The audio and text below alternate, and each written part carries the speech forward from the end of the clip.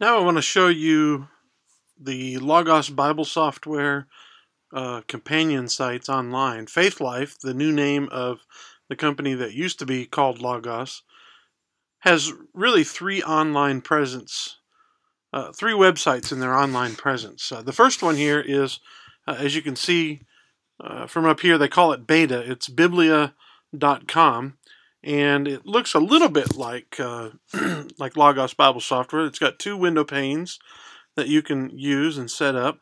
If you open up these drop-down boxes by clicking on the book cover, you can link the panels, and when you do that, they both will link. That way, if I scroll, notice that over here it changes. I'm in 1 Corinthians 13. As I move to verse 5, it shows you the notes from verse 5. If you want to change the book over here, just tap on this or click on it, and let's find our commentaries on 1 Corinthians. So it's quickly opened up. We'll open up the MacArthur commentary, and so now I've got this is John MacArthur's commentary on this chapter in Corinthians. If I want, I can, well, let's do it over here where there's more text. I can change the look of the text, the size of it, basically, and that's really all you can change. I can make single column. I can switch off the second column and then go back to the single column. Or I can put it in reading view, which is a full screen mode. Let's go back to single column mode.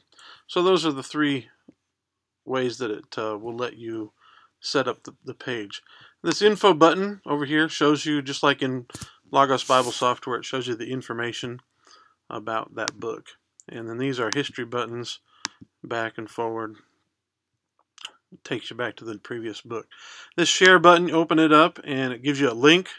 I can just copy that link and paste it anywhere I like, or I can share this verse on Faithlife.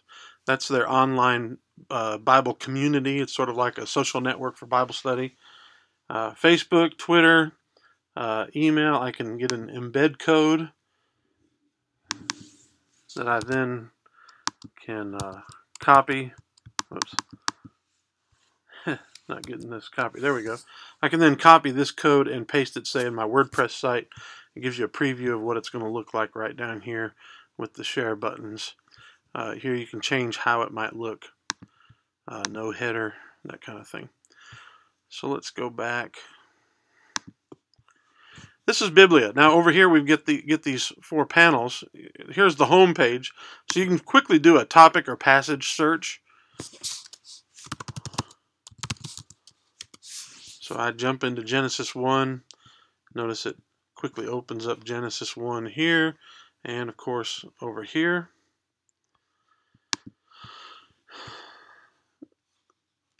Or I could do a topic search on grace, and it finds some references on grace, which it will then open in the second half. Over here, grace, by grace, and this Find It Fast in the Bible. I think that's my highest prioritized topical book in my library.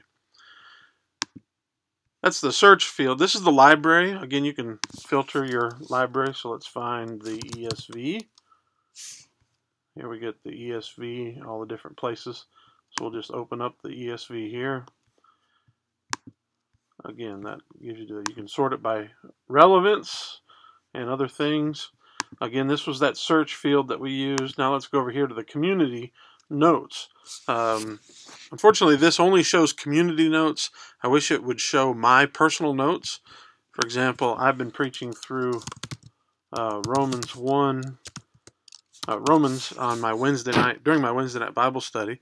So that takes you here. Now notice there is a community note on Romans 1, but in my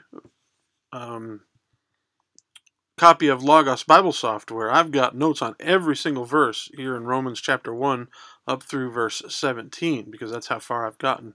We've just been going a few weeks so far. And I can't see those because it doesn't offer them. I wish it would. Now, this is just one website that they have. Let me show you also. They have a mobile online site. Notice immediately it kind of has that mobile look to it. And I can, again, go to Romans chapter 1. And it opens it up. Just in one column. Gives me the footnotes down here at the bottom. If I'd like, I can open a different book from my library. Or I can do a search. So you see these buttons act like the tabs did at Biblia.com. And then here we just go into the read button that shows you the text itself. Now click on these three buttons, opens up the other tools, gives you the about, which then shows you about the site. We'll go back. That's my account, which I won't open. This shows my favorites. Here, let's do a text comparison. It's going to offer to do John 3:16, which is fine.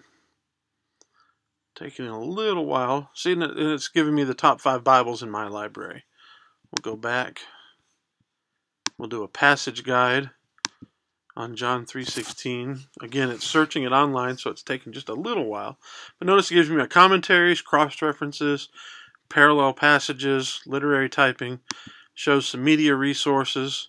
If the arrow is pointing to the right, that means that section is currently turned off and it won't search for it. And it's going to take a little while to search. Notice the last thing is interesting words. This is a limited passage guide. It doesn't give you all of what's in the basic passage guide coming in Logos Bible software.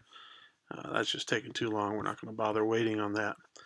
So let's hit that again. And now we have the Bible word study, which let's enter Grace and show you what that looks like. It feels like my internet's sort of slow right now. Okay, here we go. It gives definitions from books. If I click on more, it'll give me all of my books that are available online.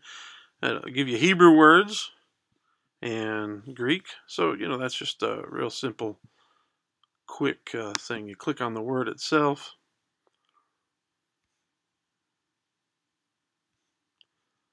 And again, this is taking a little longer than normal to find it. Anyway, that's supposed to open up that word in a dictionary. Let's click on cars. Maybe for some reason it'll go quicker. Yeah, it's not. We're not worried about it. All right, let's go. Now, there's a third site that they have called Bible.faithlife.com. And this looks similar to Biblia. You've got your column here with 4 tabs. You've got your 2 different columns, but immediately it opens the Faith Life Study Bible, which is a great study Bible, by the way. It's a reason alone to go ahead and get an account with Faith Life, because if all you did was have the ESV and the Faith Life Study Bible, it's a nice tool online.